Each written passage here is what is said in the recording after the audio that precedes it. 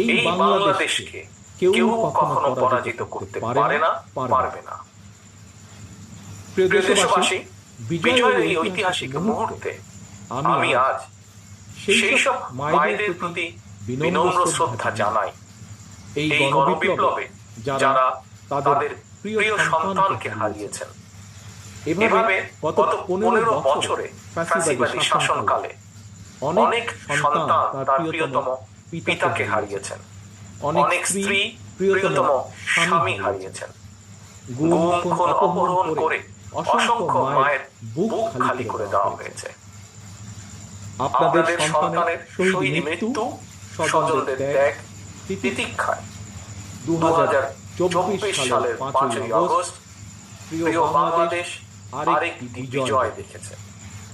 জনতার ঐতিহাসিক বিপ্লব সফল করতে গিয়ে অসংখ্য